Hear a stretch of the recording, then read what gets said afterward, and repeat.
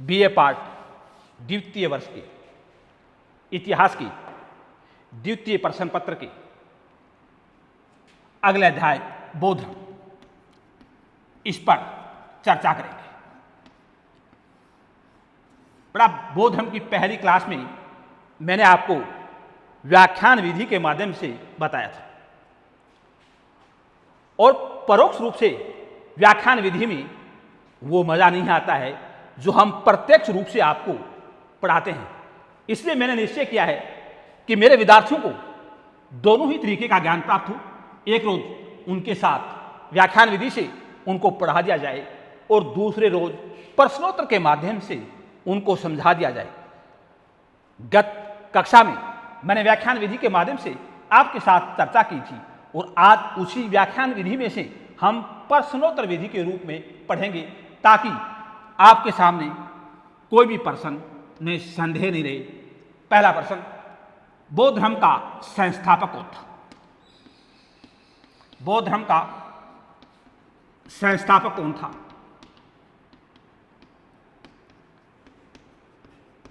यहां आपको कोई दिक्कत नहीं होगी। गौतम बुद्ध।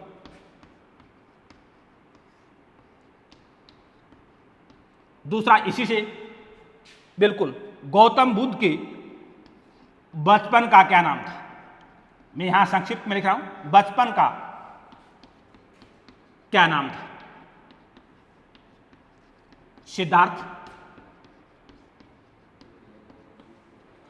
तीसरा, हम इसी में से वापस निकालेंगे, सिद्धार्थ का जन्म कब एवं कहां?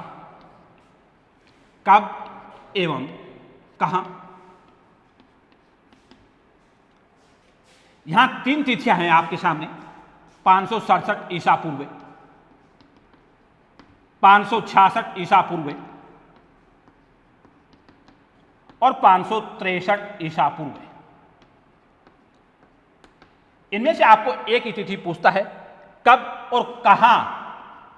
कपिल वस्तु के निकट लुम्बिनी नामक उद्यान में। कपिल वस्तु के निकट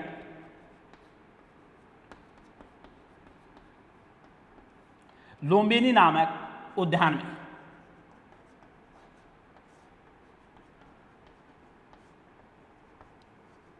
उद्यान में।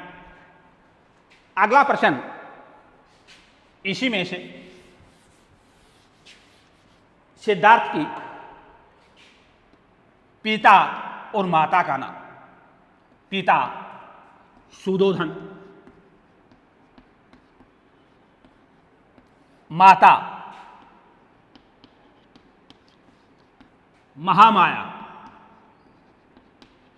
या माया देवी,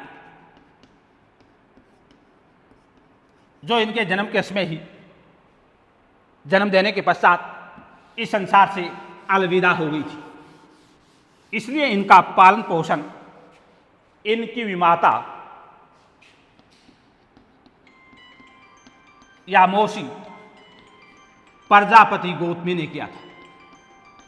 प्रजापति गौतमी ने किया था। अगला, नामकरण।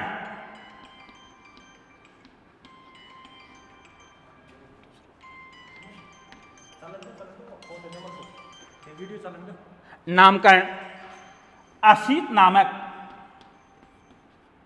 एक पंडित ने, असित नामक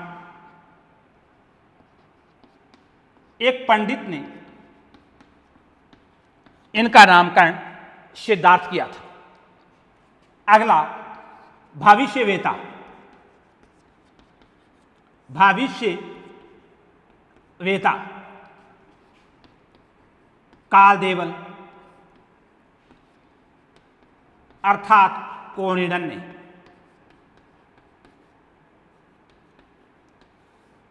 यहां इससे आशय कि सिद्धार्थ के बारे में यह भविष्यवाणी किसने की? या तो एक महान चक्रवर्ती सम्राट बनेगा या एक तपस्वी। यह भविष्यवाणी कालदेवन अर्थात कोणिडन्य ने की थी। फिर आगे, पत्नी यशोधरा, पुत्र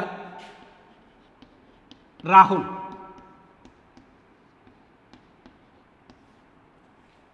फिर आगे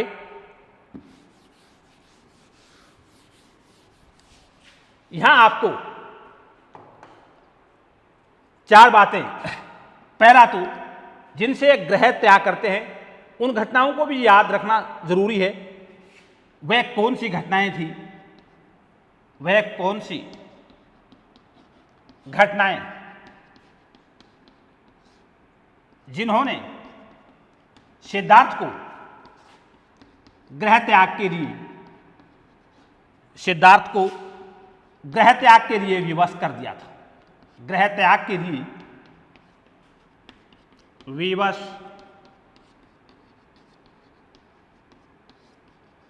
कर दिया था। ये चारों बातें मैंने आपको व्याख्यान विधि के माध्यम से बता दी थी, फिर भी आपको यहां बताता हूं। रोगी, वृद्ध, मृतक और सन्यासी, ये 4 घटनाएं थी जिन्होंने सिद्धार्थ को ग्रह त्याग करने के लिए विवश कर दिया था। इन घटनाओं को बौद्ध धर्म में महाचिन्ह कहा जाता है। या बौद्ध धर्म के महाचिन्ह कौन से हैं, या महात्मा बुद्ध को दिखाई जाने वाले वो 4 घटनाएं कौन सी थी जिन्होंने उसे ग्रह त्याग के लिए विवश कर दिया था। अब आगे की 4 बातें। ग्रह त्याग कब किया, ग्रह त्याग कब, यह मैं बिल्कुल संक्षिप्त में बता रहा हूं आपको। कब? 29 वर्ष की अवस्था में, 29 वर्ष की अवस्था में। अगला मैं लिख नहीं रहा हूं। इस घटना को इतिहास में क्या कहते हैं? महाभिनिषेक कर्म, महाभिनिषेक कर्म।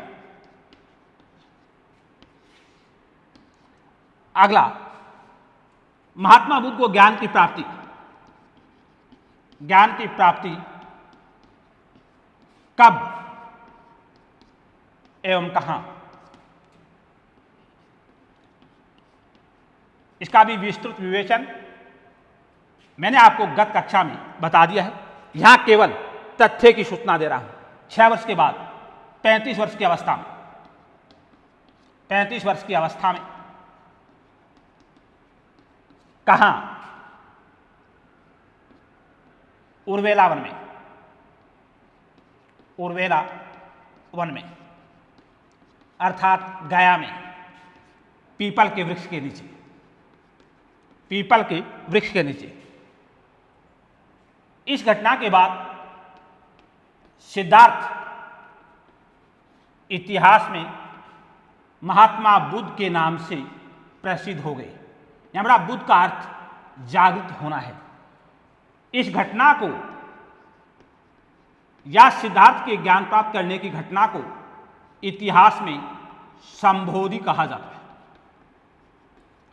उसके बाद गया का नाम भी इतिहास में परिवर्तित हो गया, उसे बोध गया कहा जाने लगा।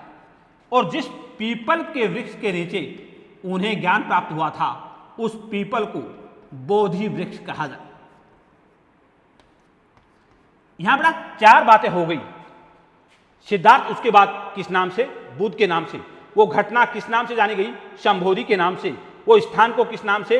बुद्ध गया के नाम से। और उस वृक्ष को किसके नाम से? बोधि वृक्ष के नाम से। अगली घटना, ज्ञान प्राप्त होने के पश्चात उन्होंने अपना प्रथम उपदेश कहां दिया था? यह आपको बता दिया था। उन्होंने अपना प्रथम उपदेश बेटा सारनाथ में दिया था।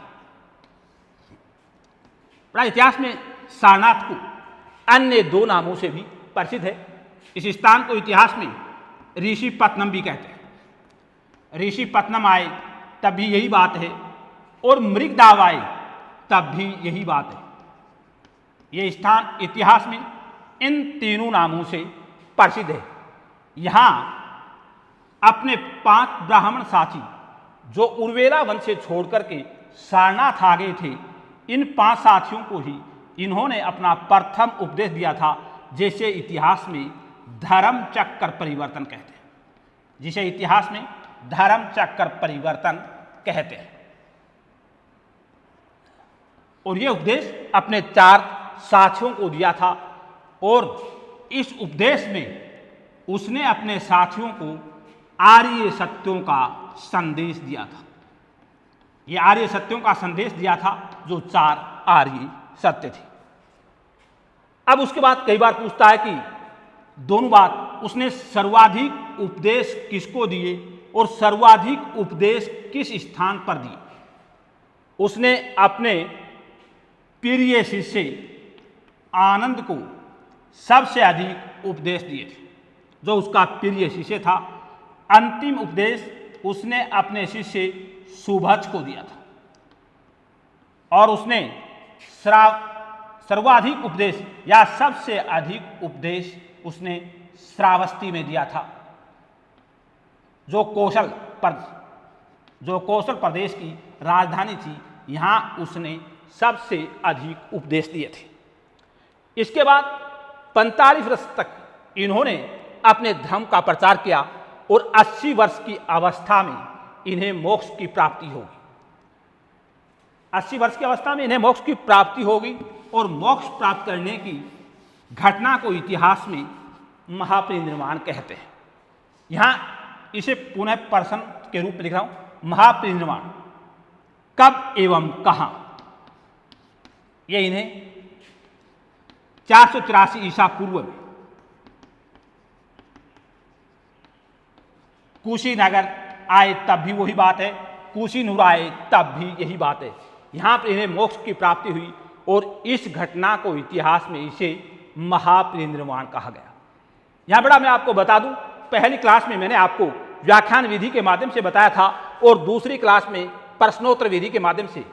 यह आवश्यक इसलिए था कि हम जो बात प्रत्यक्ष रूप से नहीं पढ़ा पा रहे हैं, इसलिए हमने इन दोनों ही विधियों का चयन किया कि पहली बार इनको प्रोक्ष विधि से पढ़ाया जाए, जहाँ व्याख्यान विधि है वो हमारे द्वारा काम में जाती है, दूसरी प्रश्नोत्तर विधि, ताकि आप समझ सको कि उस व्याख्यान विधि के माध्यम से क्या बताया गया था।